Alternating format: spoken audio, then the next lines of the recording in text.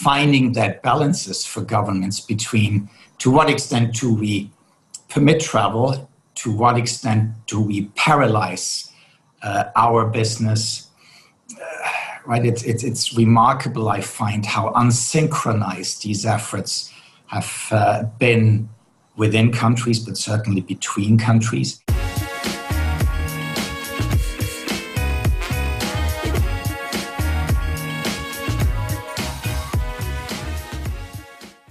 Welcome back to another episode of COVID-19 from Crisis to Creation here on Mentory TV. I'm Patricia Falco, your host. Well, the COVID-19 pandemic continues to cost lives and livelihoods. Many sectors really being hit very badly. One of them, the travel and leisure sector, really being decimated right from the onset of the pandemic as well. And so I thought, why not look at that sector? It's a huge sector. We all go on holiday, we love it, and we all started canceling it, of course, because of the fear of catching the virus. So I thought, why not reach out to one of the closest to the business and a big name in the business of travel and leisure. His name is Rainer Stampfer. He is the president Asia Pacific of one of my favorite hotel brands, the Four Seasons Hotel. Rainer, thank you so much for being here with us on Mentory TV. Patricia, thank you for having me. Rainer, let me start the conversation off with a quote by you, which I thought was very insightful. We can never stand still. The important thing is to know when to walk slowly and when to sprint ahead. Rainer, being at the moment where we are with COVID-19, what are you doing? Are you standing still? Are you sprinting ahead? Or are you doing a mix of both?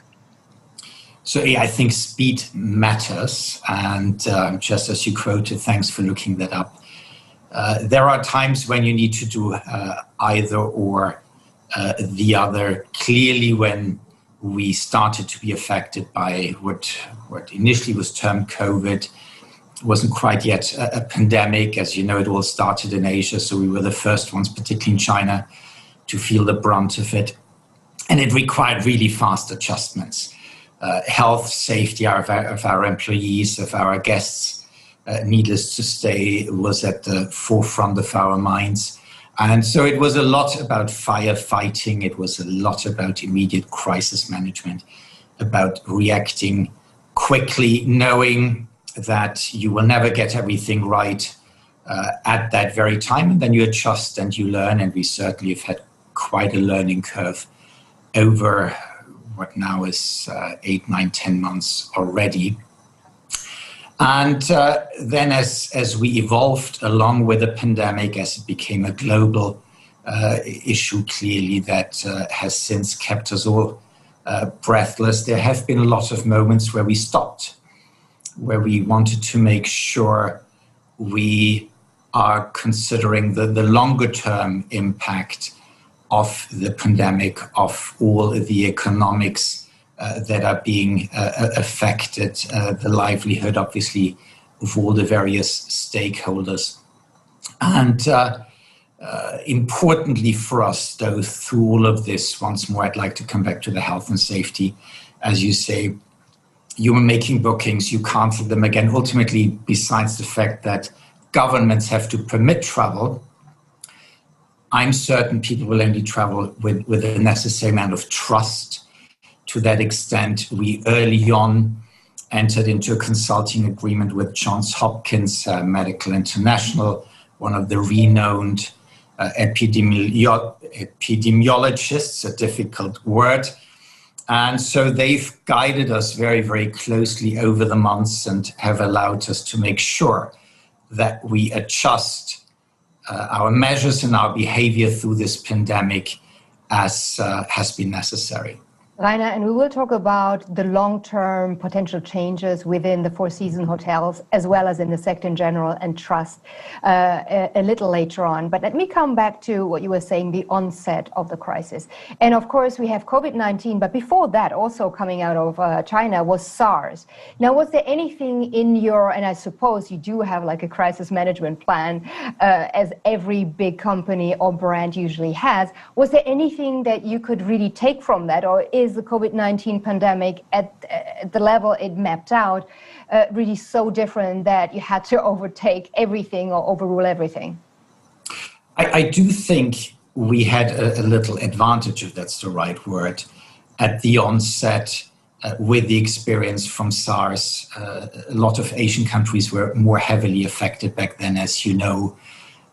We did have a few chapters, if you will, in our crisis management binder as to how to not frankly try and tackle anything of the dimension that we're seeing today, but certainly the early steps helped. And I think that's paired with governmental preparedness. Certainly, I'm sitting here in Singapore. Singapore is one of the countries that I think overall has managed through this pandemic. Granted, it's a smaller city-state, and one can argue it's a little easier, but has managed the situation comparably well. We're obviously closely looking at how that is being handled globally, but in my case, particularly in the other Asian countries. We're operating in 13 countries and region in Asia Pacific. And so we had that little help, if you will, in terms of preparedness in the beginning, but learned very, very quickly that by far wouldn't suffice, and again needed to adjust from there. Yeah.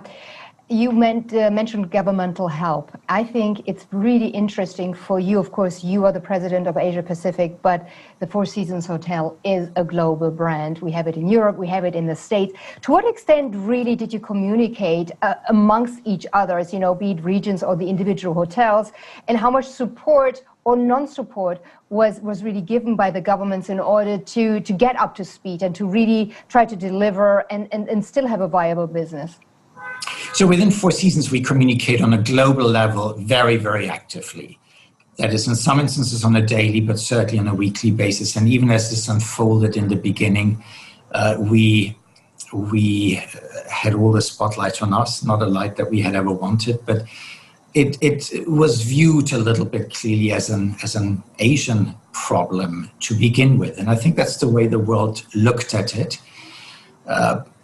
Governments here do work very actively with us, be it here the Singapore Tourism Bureau, different authorities that are locally engaged, that do include the industry, that wants to listen to hospitality and other relevant industries about how to open the country up, right? Clearly, again, not just Singapore, but when you look into Thailand, into Vietnam, into a number of countries of Southeast Asia, these closed borders generate massive issues.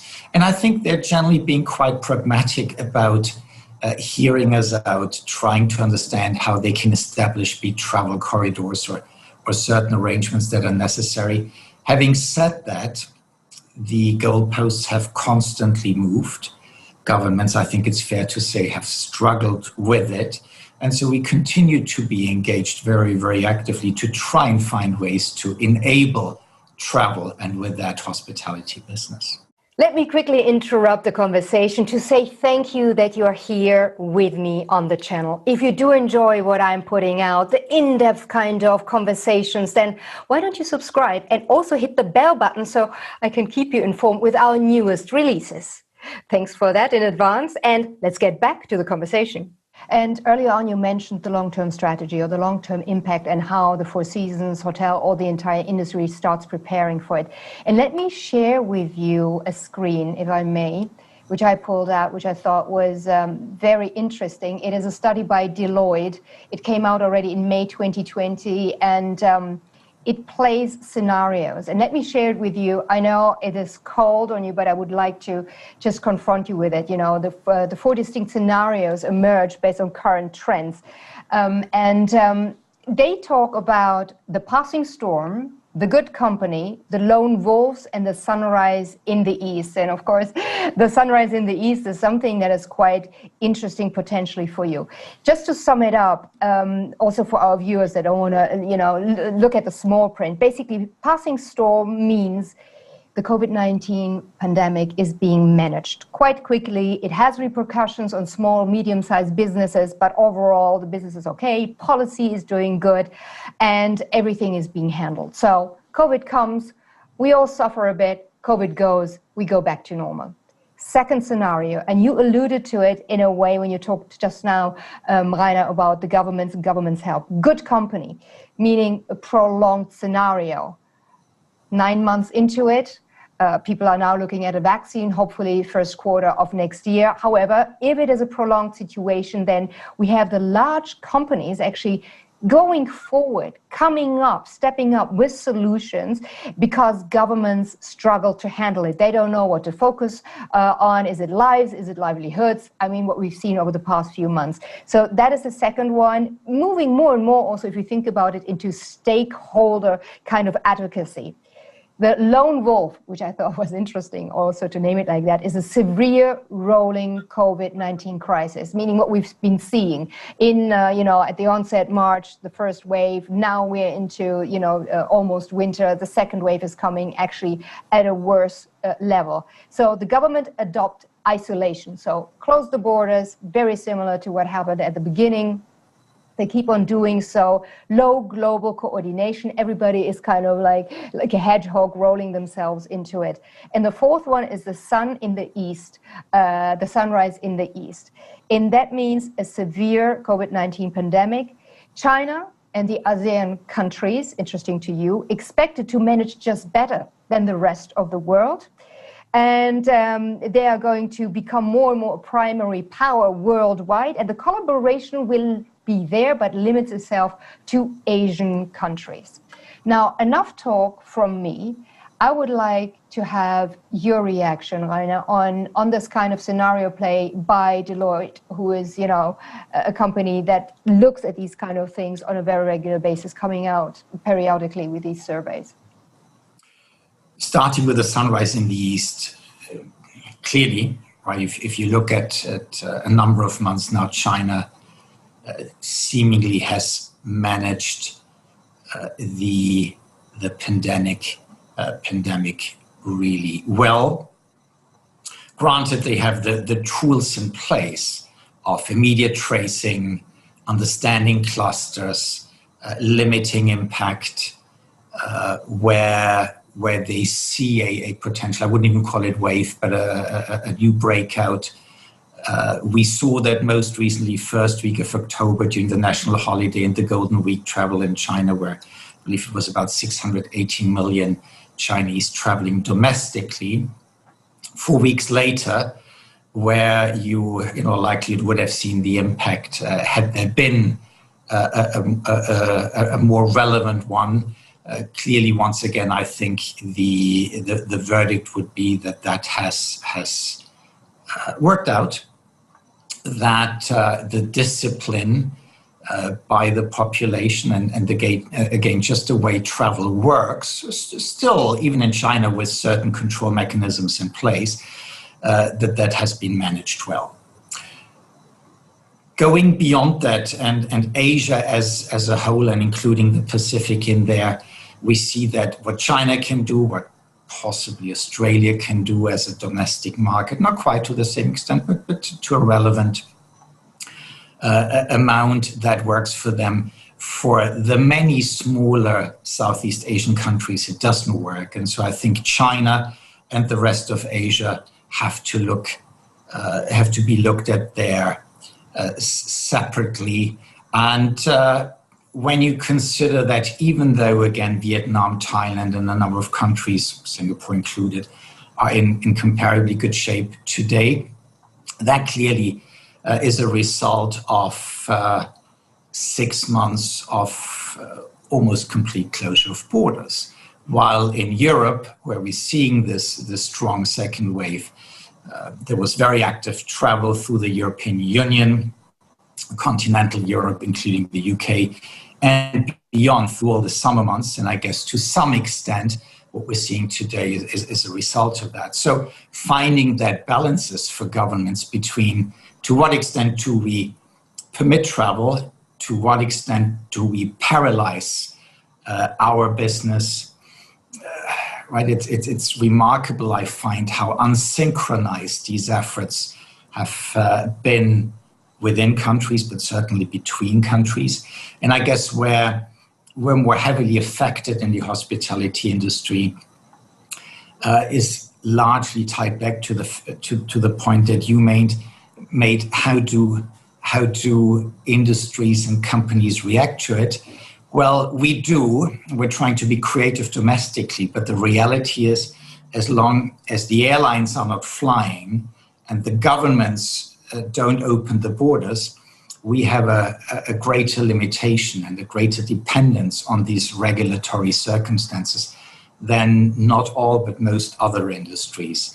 And that clearly requires for us to reach out even more so, requires for us a very active engagement with governments. And we've got to find solutions together, because domestically there is only so much we can do.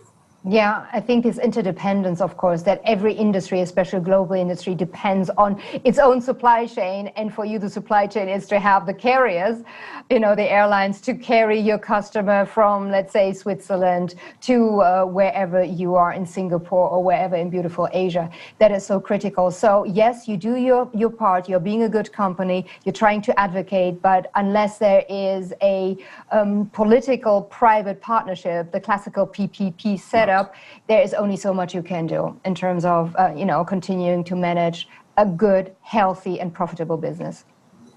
And I would say even with this PPP, right, in many instances, you would speak of how that relationship works within a country. Here it requires at minimum 2 countries to come together. Yeah. And that makes it so much more difficult.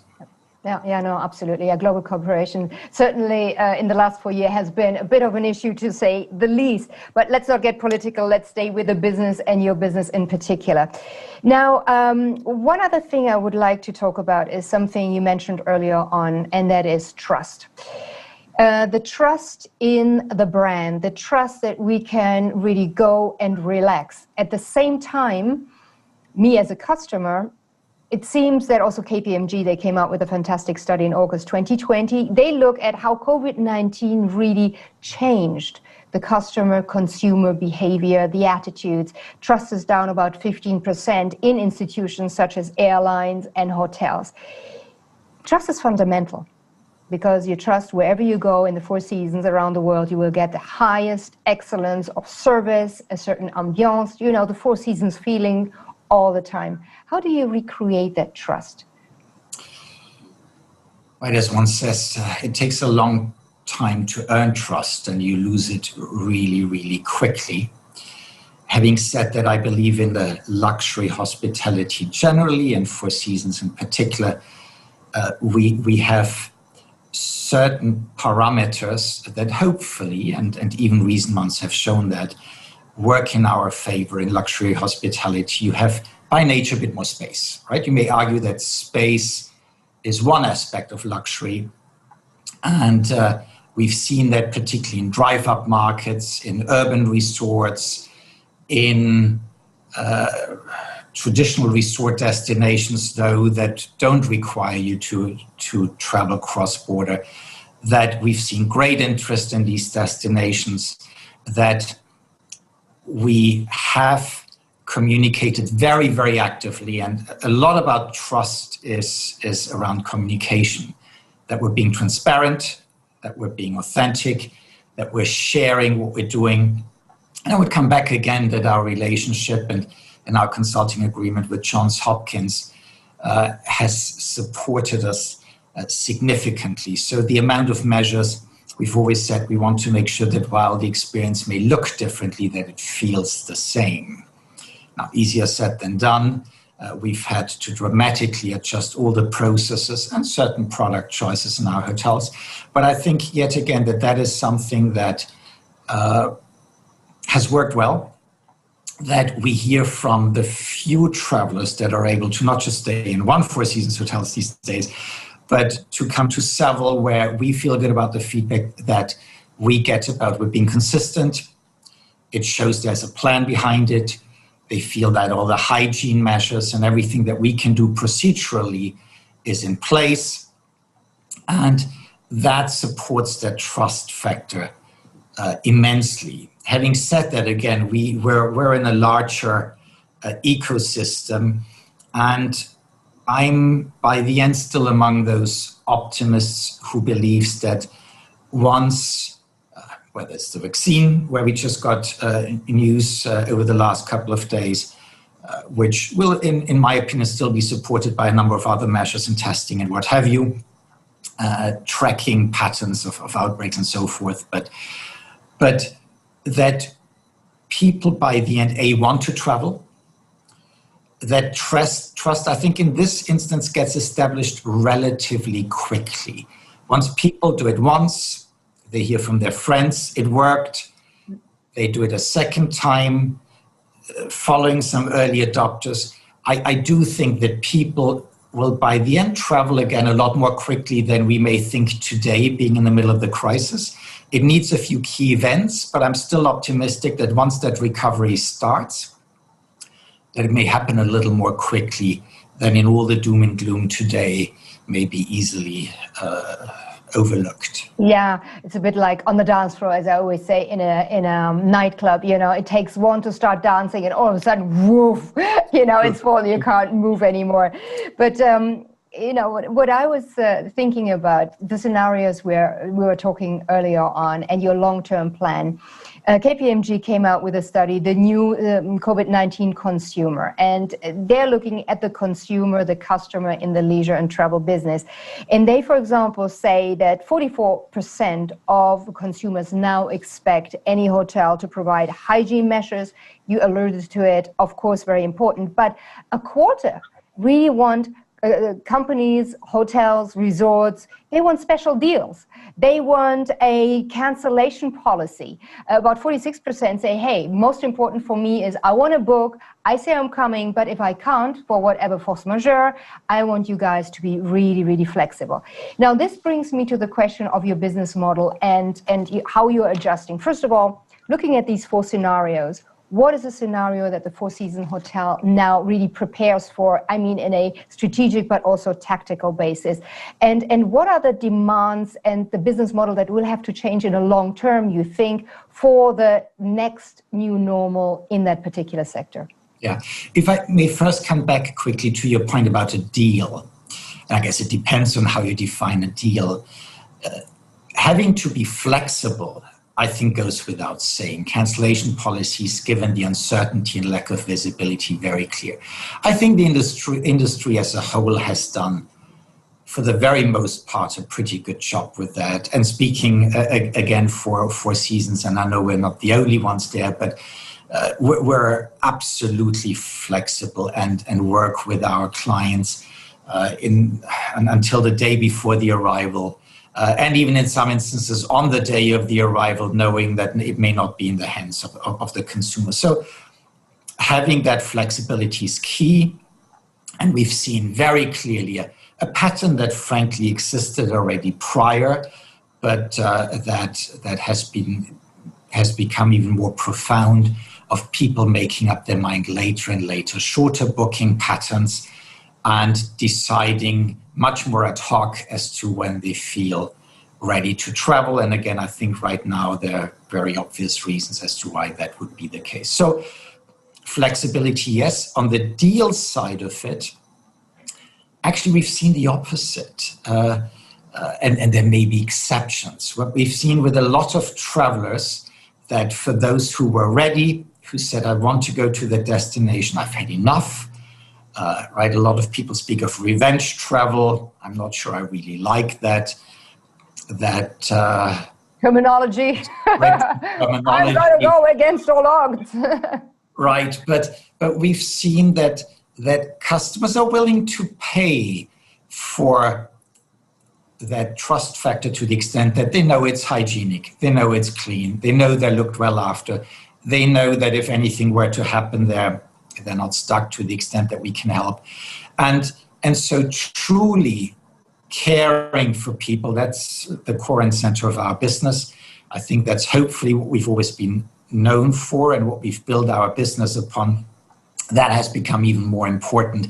But I wouldn't describe that as a deal, but as table stakes and as great relevance, certainly in the luxury hospitality and absolutely for Four Seasons. Yeah, and in terms of the scenarios, what are you looking at? What do you think will be terminal changes that will be there for the long run? Again, I believe that a lot of behavior and certain patterns that we were working with in the past will come back. When I say that, I believe that and again, how quickly they come back will depend on widely available vaccine and a number of the topics that we've just talked about. What I do think will not come back is largely related to certain trends that I believe were in place prior that clearly have been accelerated. What we've been working with all along, but it's just so much more rapidly relevant and may have shifted to whatever degree. To be more specific, remote everything. Mm-hmm. Right? We saw that prior, but remote access to your door in a hotel, remote abilities to check in and to check out, choosing when to interact. And again, in luxury hospitality, we believe that interaction should never go away, but it's your choice. You may have a certain time of the day or circumstances where you don't want to see anybody and you want to be able to do everything remotely. And during other times of the day or on a different visit, you appreciate that personal interaction just the more. Digitization clearly had taken a grip of our industry, like most other industries, to a significant extent prior. That has been accelerated. We're not going to go back anywhere in this regard. And we're very, very focused, to answer your question about a longer term plan, as to how we continue with the digitization of our business, what that means in terms of customer acquisition, customer care, how we communicate, our Four Seasons app, our Four Seasons chat, which has seen huge popularity, I think has been an essential component for trust building, because we have a very established chat that allows us globally to connect with you, whether you're on property or not, within typically below 90 seconds, to respond to your questions, to help you with your bookings, to help you with cancellations, to do whatever you need to do in your language, in well over 100 languages, but all done not by chatbots, but by an individual person in one of our hotels. So the digitization, clearly, we're not going to move back there. And this, I think, is just going to happen more and more quickly.